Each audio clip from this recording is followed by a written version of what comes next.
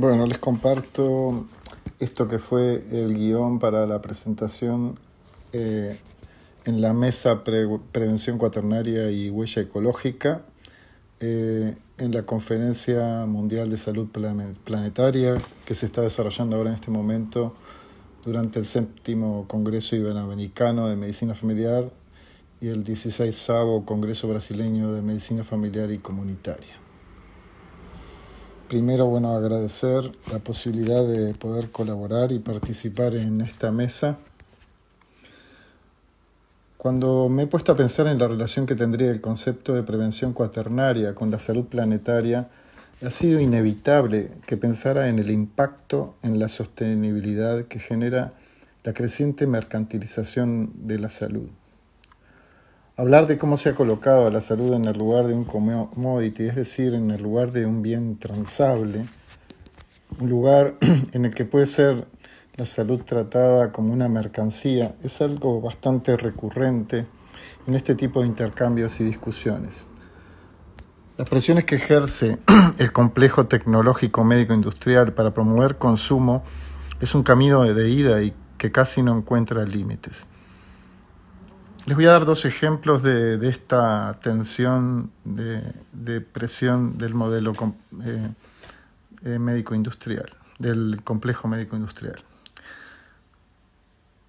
Primero, las tensiones que existen entre los modelos público y privado en los sistemas de salud, con una creciente privatización de servicios o sistemas, con tendencia a provocar deterioro en la calidad y favorecer la inequidad en el sistema.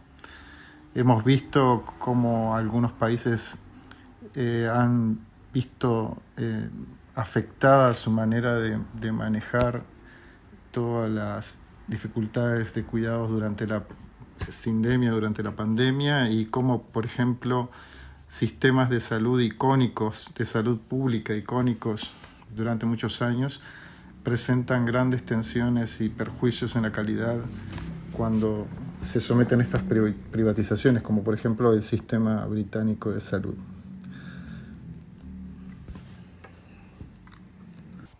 El neoliberalismo como amenaza al acceso de salud. Me gusta más llamarlo liberalismo tecnocrático, me encanta este último nombre.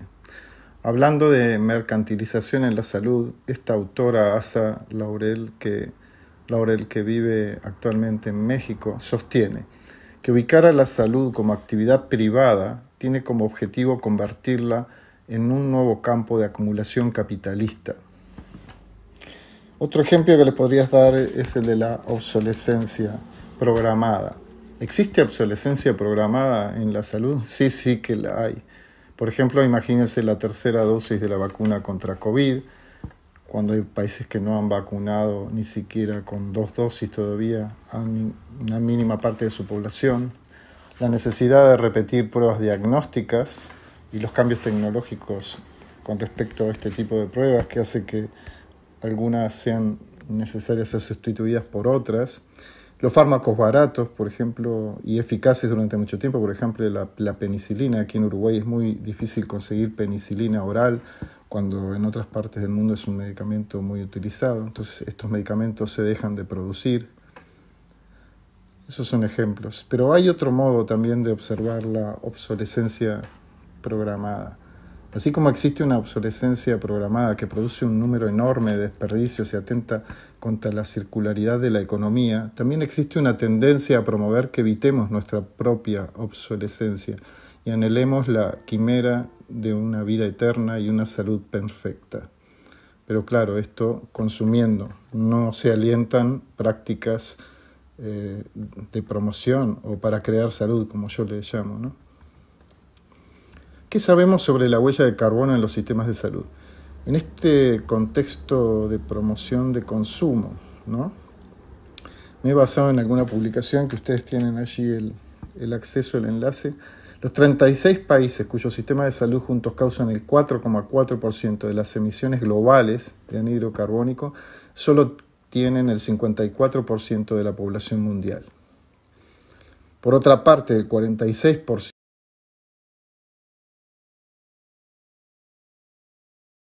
restante de la población produce pocas o ninguna emisión relacionada con la atención médica, porque fundamentalmente lo que ocurre es que estas poblaciones no tienen acceso a una atención médica correcta, ¿verdad?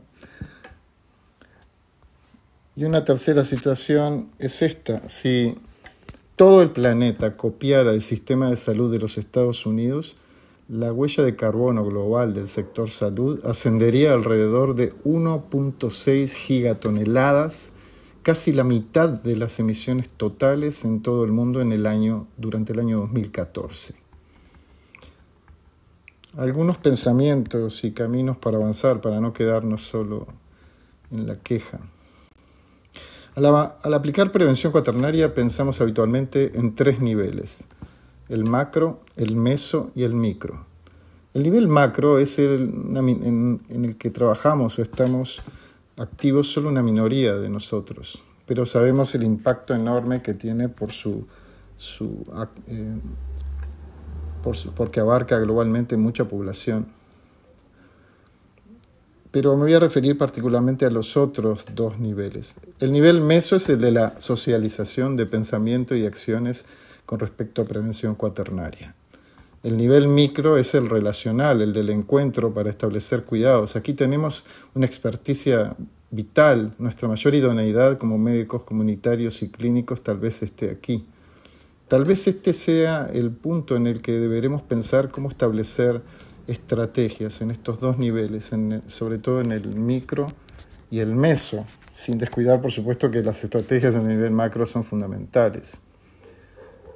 Hablemos un poco de Manfred Magnef. Fue un economista muy reconocido, fallecido recientemente, en el año 2019, chileno de nacimiento, de padres alemanes, economista, académico, músico. Tuvo que exiliarse por motivos políticos durante el gobierno dictatorial en Chile. Él salió de las oficinas para ver la economía de carne y hueso, y así escribió un libro por el cual es reconocido y conocido, que se conoce como se llama La economía descalza. Si tendremos cosas para decir sobre salud o medicina descalza, los y las médicas de familia y comunidad en Latinoamérica, en Iberoamérica, tendríamos que tratar de escribir nuestro libro sobre medicina descalza. Él tuvo el Premio Nobel Alternativo en Economía y es conocido por por sus luchas y por obras y ser integrante del Club de Roma. Su pensamiento se relaciona con los movimientos decrecionistas que plantean que la sostenibilidad futura solamente es posible si se detiene el crecimiento económico.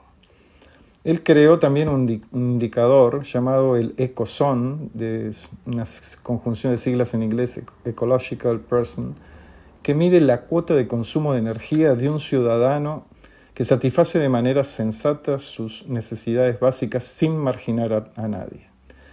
Se trata, por tanto, de un identificador referido a la disponibilidad de energía y al mismo tiempo a su justa distribución.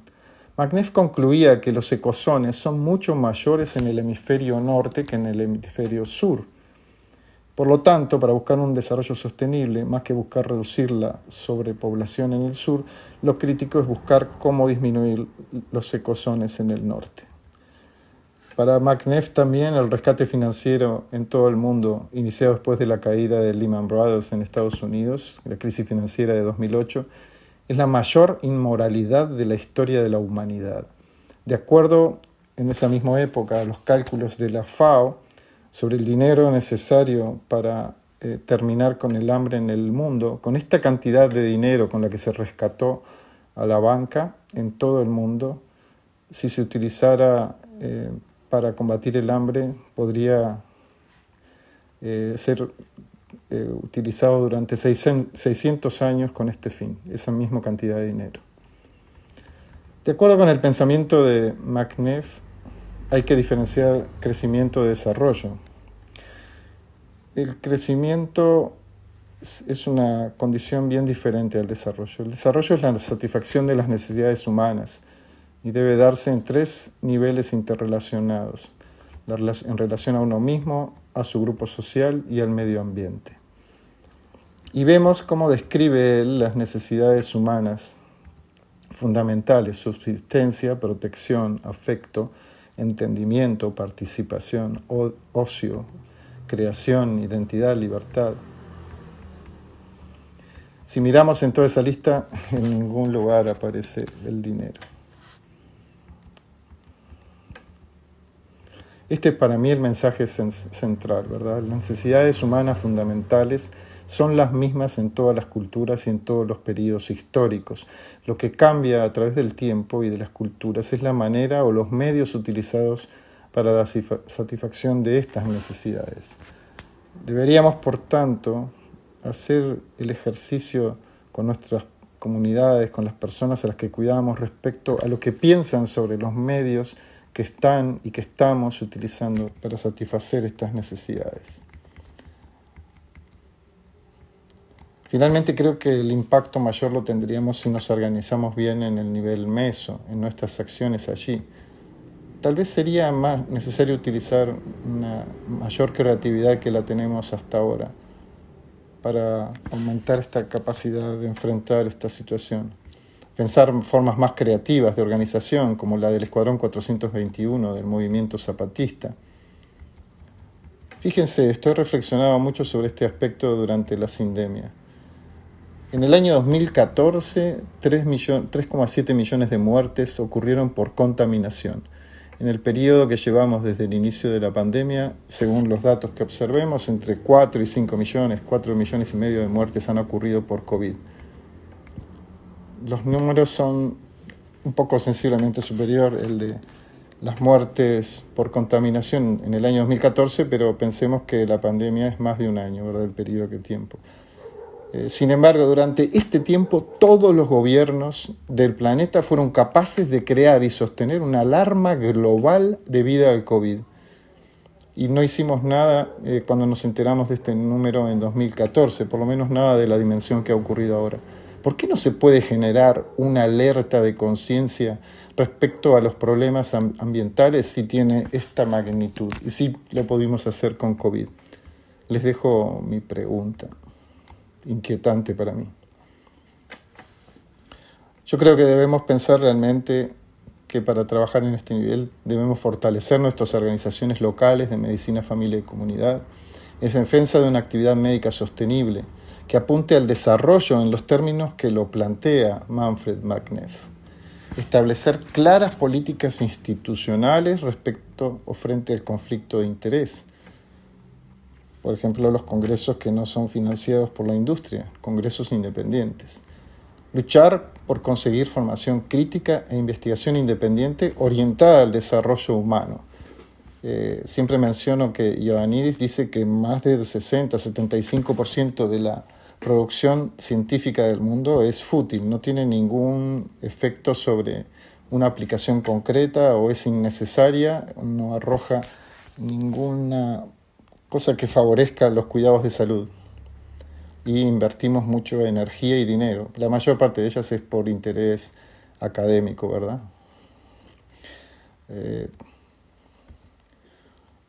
Finalmente quisiera decirles que, como dice mi querido músico uruguayo Jorge Drexler, y con una sonrisa así, dejando el desánimo y toda esta carga que nos produce enterarnos de todas estas cosas que están ocurriendo con la huella de carbono, cargándonos de esperanza, como dice él, entonces armémonos de valor hasta los dientes. Armar es cosa de valientes. Y yo agrego que armémonos de valor hasta los dientes para luchar.